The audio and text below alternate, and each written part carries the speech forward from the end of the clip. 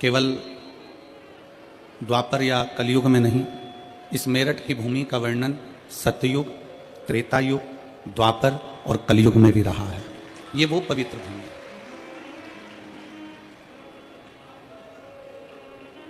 आप जितने दिल से, जितने हृदय से मेरे देवाधिदेव महादेव की इस पवित्र धरा पर बैठकर आप कथा का लाभ ग्रहण करेंगे, उतना मेरा शिव आप पर करुणा करेगा। कड़कड़ाती हुई ठंड है, और वो भी मेरठ की ठंड है। यहाँ ठंड थोड़ी ज़्यादा ही पड़ती है, क्योंकि दिल्ली की चक्की और रेवड़ी खाने का आनंद भी मेरठ में ही है, इसलिए मेरठ की पवित्र भूमि है।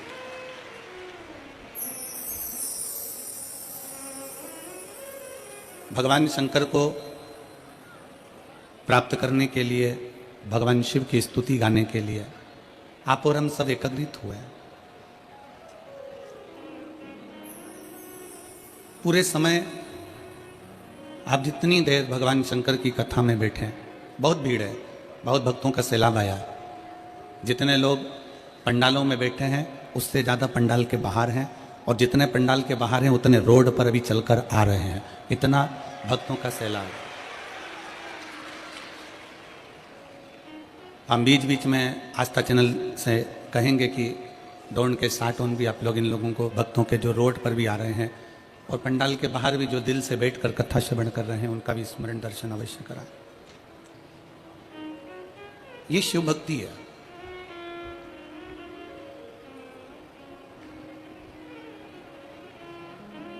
इत हस्तिनापुर है, उत हरिद्वार है, और बीच में मेरठ, और मेरठ के बीच में भी ये शिव महापुराण की कथा आपके दिल में बैठना चाहिए, आपके हृदय में बैठना चाहिए। जब आप इसको दिल से, हृदय से श्रवण करेंगे, और हम तो कहते हैं भोले बाबा से यही निवेदन है, जैसे ठंड शरीर से चिपकती है, उसी तरह भोले बाबा भी आपसे चिपक जाए, और 7 दिन ऐसे चिपकें कि जब घर पर जाओ और घर के लोग आपसे पूछे कि तू, ठंड में तो लोग थर थर कांपते हैं, पर जब से शिव पुराण से आई है तब से श्री शिवाय नमस्तुभ्यम, श्री शिवाय नमस्तुभ्यम, श्री शिवाय नमस्तुभ्यम गा रही है। ऐसा क्या है?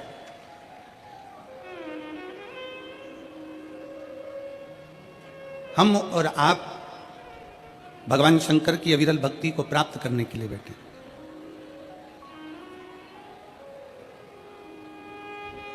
पर इतना याद रखो कि जितनी देर बैठो उतनी देर तुम्हारा दिल, तुम्हारा चित्त, तुम्हारा मन शिव में रहे। आप जितनी देर कथा को श्रवण करने के लिए बैठो उतनी देर तुम्हारा दिल भगवान शंकर में रमा रहे। शिव की स्तुति गाते रहो, शिव का नाम जप करते रहो।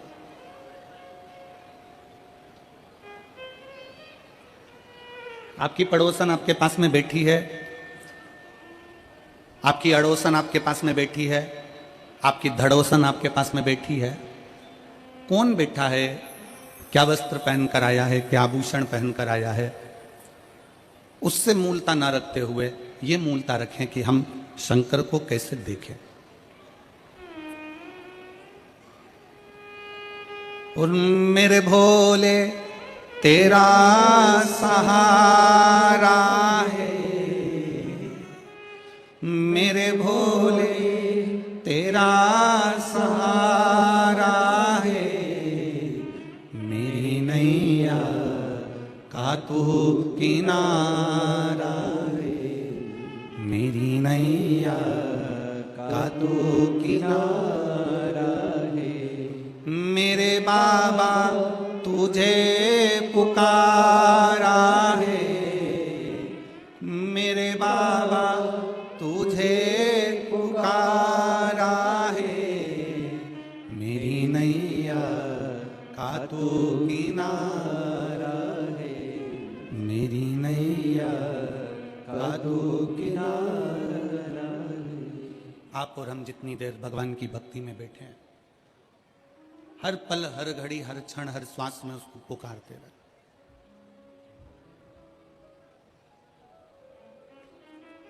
ये यजमान परिवार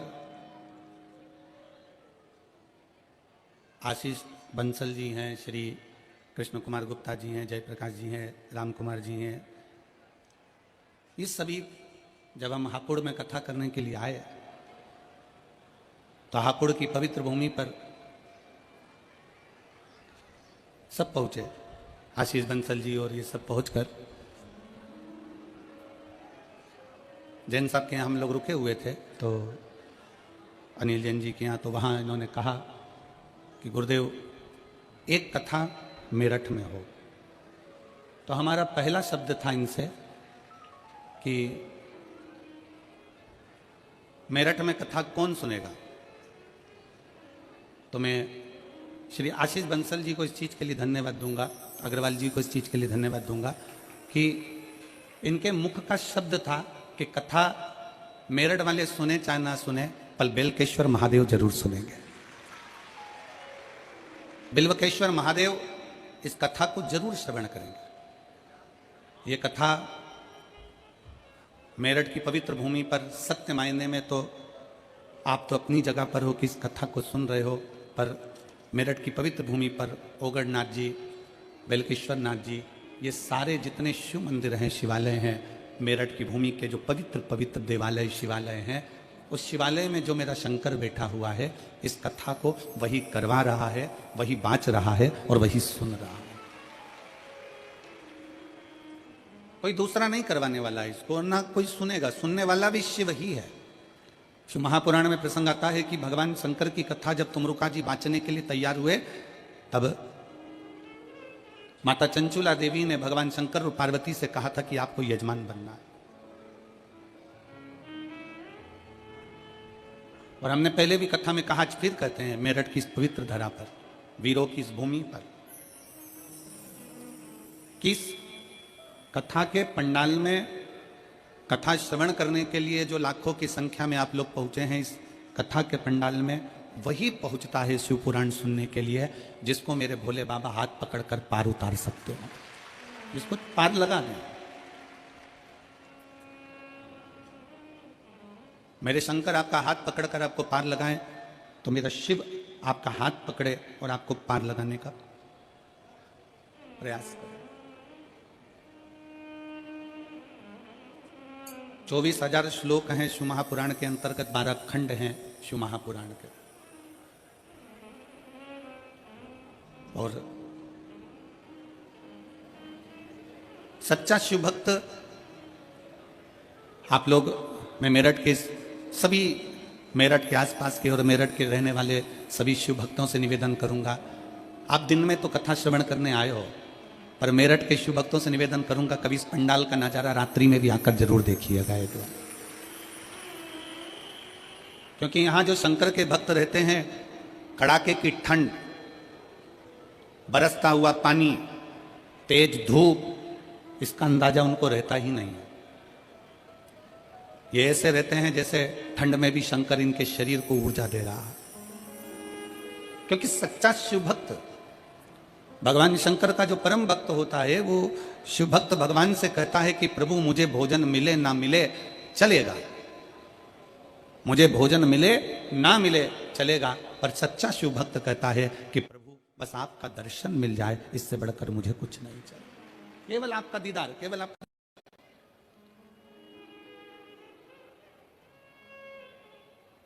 और एक बार यदि आपका दर्शन मिल गया, एक बार हम आप और हम कथा के पंडाल में जाकर बैठ गए, भगवान शंकर की कथा को श्रवण करने के लिए हम विराजमान हो गए,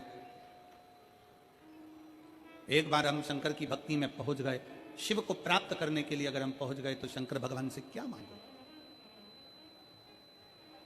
शिव से क्या प्राप्त करो।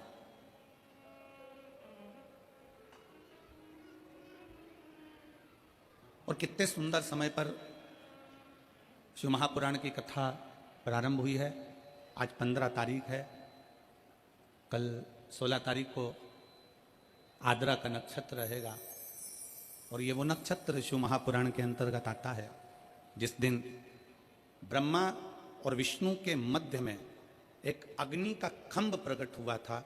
वो अग्नि के खंभ में एक ज्योति का दर्शन हुआ था, वही ज्योति 12 ज्योतिर्लिंग के रूप में विराजमान हुई थी। वो कल का दिन इस पूरे शिव महापुराण के अंतर्गत वर्णन आता है। अब इतने सुंदर दिवस में, इतने सुंदर अवसर में आप और हम भगवान शंकर की कथा को श्रवण करने के लिए बैठे हैं। कोई साधारण सा विषय नहीं है शिव महापुराण की कथा की। यहाँ से सुनी, यहाँ से निकाल दी, बची कुची थी कपड़ा में से झटकार दी, घर पहुंचे, घर वालों ने पूछा कथा में गई थी शिव पुराण की? हाँ। क्या लेकर आई है? तो कहा कोई पानी बांट रहा था तो पाउच ले आई, और कोई बिस्कुट बांट रहा था तो बिस्कुट ले आई, और कोई टॉफी बांट रहा था तो टॉफी ले आई। पर सच्चा शिव भक्त वो होता है जो कह दे कि मैं शिव महापुराण की कथा में गई थी और 7 दिन की शिव कथा सुनकर मैं शंकर को अपने साथ में बांध कर लेकर आई हूं, और वो मेरा शिव मेरे हृदय में विराजमान, मेरा शंकर अपने भीतर बैठा हुआ।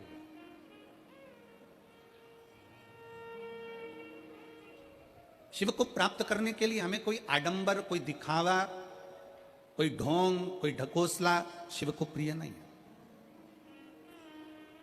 शंकर भगवान को किसी आडंबर की जरूरत नहीं है कि तुम बहुत बड़ा त्रिपुंड लगाओगे तो शंकर के भक्त कहलाओगे, बहुत सारी रुद्राक्ष की माला पहनोगे तो शिव के भक्त कहलाओगे, तुम बहुत बड़ी जटा बांध लोगे तो शंकर के भक्त कहलाओगे, तुम सावन महीने में शंकर को जल चढ़ाओगे तो शंकर के भक्त कहलाओगे, तुम शिवरात्रि के दिन दीप लगाओगे तो शंकर के भक्त कहलाओगे। शिव महापुराण की कथा कहती है शंकर को किसी आडंबर की जरूरत नहीं है, शंकर को किसी दिखावे की जरूरत नहीं है, क्योंकि दिखावा दुनिया वालों से करा जाता है। जो शमशान में बैठा हुआ है उसको क्या दिखाना चाहोगे? शिव तो आडंबर से परे,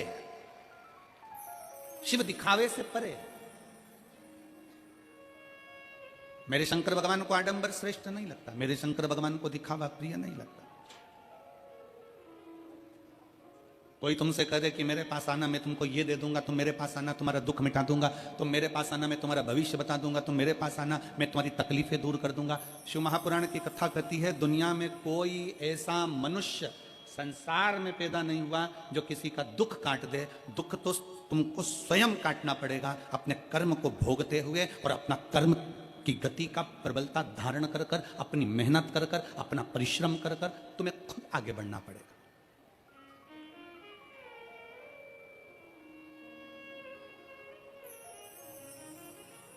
व्यक्ति बीमार होता है तो सबसे पहले अपने घर का इलाज करता है, घर में इलाज करते करते थक जाए तब फिर वो पास के प्राथमिक चिकित्सा केंद्र में जाता है, प्राथमिक चिकित्सा केंद्र में काम नहीं होता फिर वो बड़े अपने शहर के हॉस्पिटल में जाता है, अपने शहर के हॉस्पिटल के बाद फिर वो दिल्ली जाता है, फिर वो एम्स में जाता है, फिर वो कहीं जाता है, फिर वहाँ से इलाज कराता कराता मुंबई आदि तक पहुँच जाता है, फिर वहाँ से इलाज कराने के बाद और कहीं उसकी इच्छा होती है वहाँ पहुँच जाता है। क्यों? क्योंकि उसको मालूम है कि मैं डॉक्टर के पास जाऊंगा तो मेरा आधा दुख कट जाएगा, क्योंकि डॉक्टर भी शंकर का एक रूप होता है। भारत की भूमि के नहीं पूरे देश के जितने डॉक्टर हैं ये मेरे शिव का एक रूप है। ना जाने कितनों को इन्होंने अपने ओर से बल लगाकर, दम लगाकर जितना बन सकता है उतना प्राण देने का प्रयास करते हैं। कोई कैसा भी मरीज हो, डॉक्टर का कोई दुश्मन नहीं होता, डॉक्टर का कोई दुश्मन, जैसे डॉक्टर का कोई दुश्मन नहीं है। अगर दुश्मन भी आ जाता है तो भी डॉक्टर उसको ठीक करने की दवा देता है। अगर कोई डॉक्टर का द्रोही भी आ जाए तो भी डॉक्टर उसको ठीक होने की दवा प्रदान करता है। जैसे डॉक्टर का कोई दुश्मन नहीं होता क्योंकि डॉक्टर शंकर का एक रूप होता है, उसी तरह शंकर का कोई दुश्मन नहीं होता, शिव शिव होता है, शंकर शंकर। गंधर्व, अप्सरा, नाग, किन्नर, सुर, असुर जितने हैं सब शिव के भक्त। अप्सराएं भी भगवान शंकर का भजन करती हैं, गंधर्व भी भगवान शंकर का भजन करते हैं, देवता भी भगवान शंकर का भजन करते हैं, असुर भी भगवान शंकर का भजन करते हैं, नाग भी भगवान शंकर का भजन करते हैं, मनुष्य मानव सब भगवान शिव की आराधना में डूबे रहते हैं। इसलिए शिव महापुराण की कथा कहती है कि 100 काम छोड़ो, सबसे पहले भोजन करो, 1000 काम छोड़ो, सबसे पहले स्नान करो, 1,00,000 काम छोड़ो, सबसे पहले दान करो, भोजन भूखे को कराओ, प्यासे को पानी पिलाओ, और करोड़ों काम छोड़ दो, सबसे पहले अपने नगर में अगर शिव महापुराण की कथा हो रही हो तो वहां 5 मिनट जाकर बैठ जाओ। अपने क्षेत्र में, अपने नगर में, अपने मोहल्ले में, अपनी सोसाइटी में, अपने कॉलोनी में कहीं 100 kilometre, 50 kilometre, 150 kilometre, 200 kilometre, 300, 400 kilometre के दायरे में भी अगर शिव महापुराण की कथा भगवान शंकर की आशीर्वाद से, उनकी कृपा से अगर आपको श्रवण करने को मिल जाए तो वहाँ 10 मिनट, 15 मिनट, 5 मिनट, 3 मिनट जरूर। किसी ने पूछा, गुरुजी 3 घंटे की कथा में आप कह रहे हो कि 5 मिनट, 2 मिनट, 1 मिनट जाकर बैठ जाओ, उतनी कृपा भोलेनाथ जी कर देते हैं, इतना सा समय? हम कहते हैं शरीर में बड़े से बड़ा रोग होता है तो एक छोटी सी गोली खाने से पेट का दर्द ठीक हो जाता है, छोटी सी गोली खाने से सिर का दर्द ठीक हो जाता है, छोटी सी गोली खाने से घुटने का दर्द ठीक हो जाता है। तो 7 दिन की कथा में से अगर 1 मिनट की भी कथा मिल जाए तो बड़े से बड़ा दुख मेरा भोलेनाथ अपने आप काट देता है, अपने। और अकाल मृत्यु वो मरे जो काम करे चंडाल का, और काल उसका क्या बिगाड़े जो भक्त हो महा। जो शिव की आराधना करने वाला हो, शंकर की उपासना करने वाला, शिव भक्ति में डूबने वाला,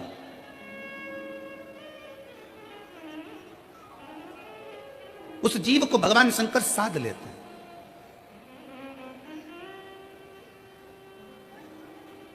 कई लोग कहते हैं गुरुजी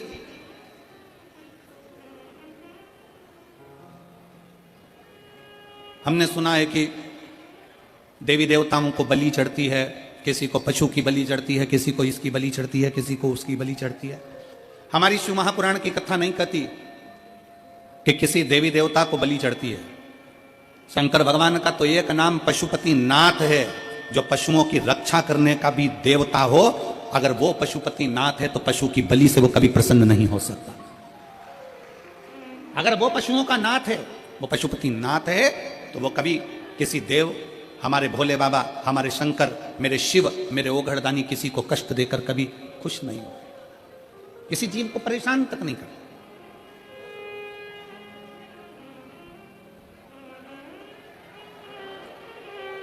किसी को कष्ट नहीं देते मेरे शंकर।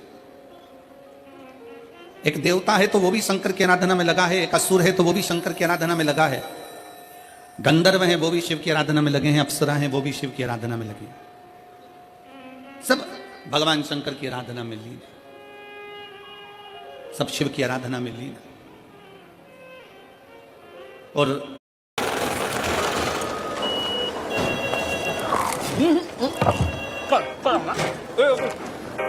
आ रहा हूँ, पहुँच रहा हूँ। सब कल की मीटिंग के लिए आज कुछ जरूरी काम है, कल आना, ठीक है? सब हाँ, पहुँच रहा हूँ। ये मेरठ